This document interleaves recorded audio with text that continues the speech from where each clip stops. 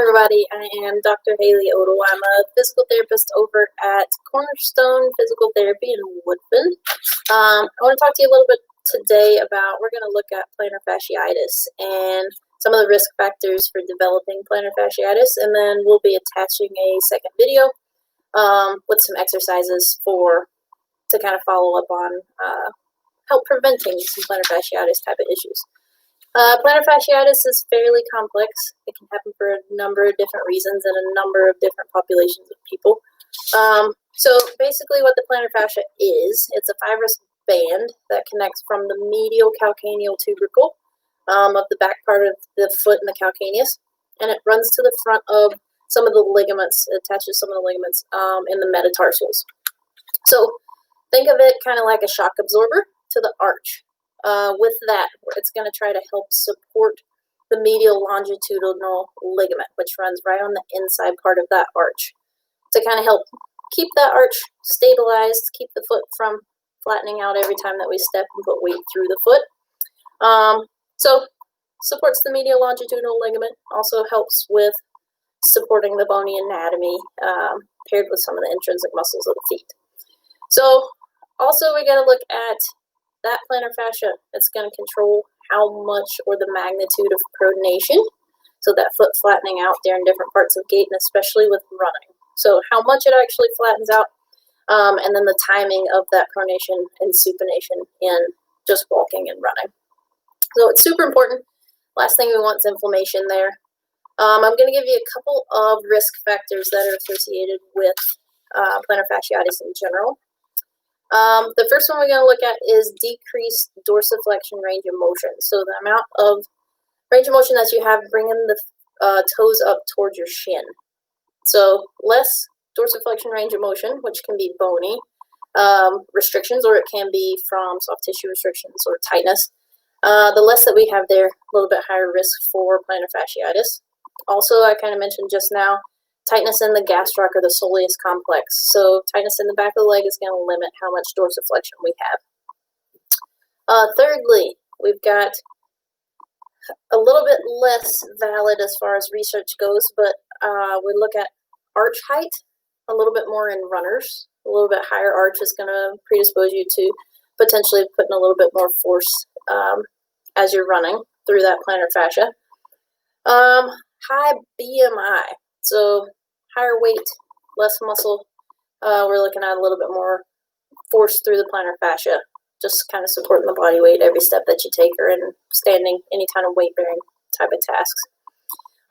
Some research talks about factory workers. If you're in a position where you have to stand for prolonged periods of time on hard surfaces, that's going to increase your risk of that plantar fascia getting inflamed, along with different shoes wear. They actually recommend that you do, if you're standing on hard surfaces for a long period of time, even assembly work, or say you work in with like a forklift or something of that nature, jumping in and out of machinery.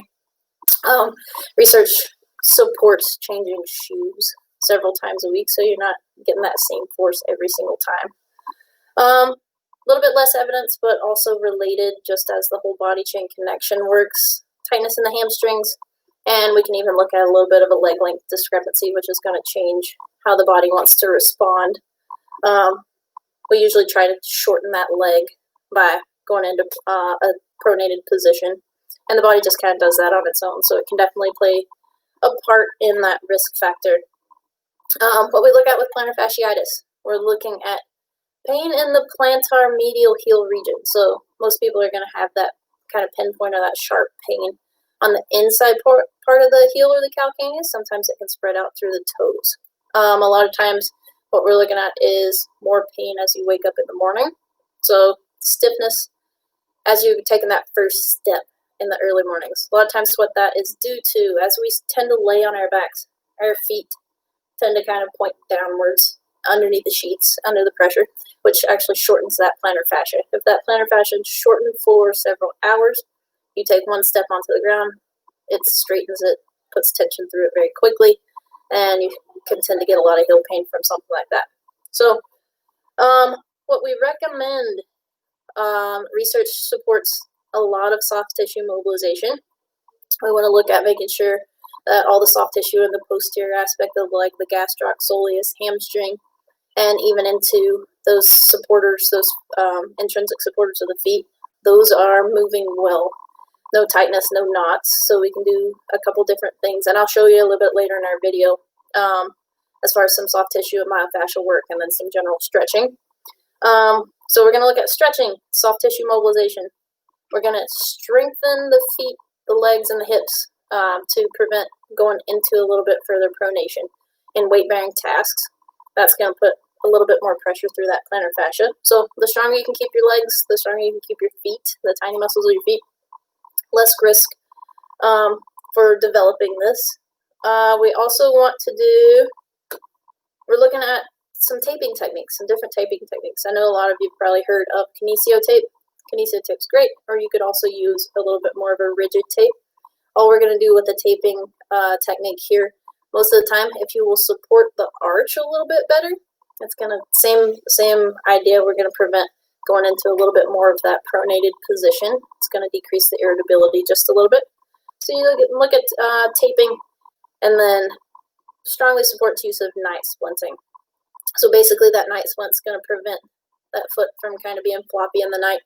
It's going to hold it into a little bit more of that dorsiflex position, which is going to be a little bit less irritating when you take those first steps in the middle of the day. So working on soft tissue, we're going to make sure everything is good and strong, everything's good and stretched out, and then with increased severity of your symptoms, night splinting could be potential help. Also taping if it's something that you're going to be walking around through long periods of the day, or especially in running too, which is you get a lot higher forces going through the foot and the plantar fascia with running. So what we'll do is we're going to post a second video. I'm going to go through a couple exercises with you, some hip strengthening exercises, some foot activation exercises, and just a couple little things that you can keep up with soft tissue wise to make sure that your risks are fairly low for developing plantar fasciitis. If you have any questions, feel free to comment on the post or give us a call. We'll be free to set up an evaluation or give you an email that you can chat with one of our therapists just regarding some of the questions that you might have. Have a great day.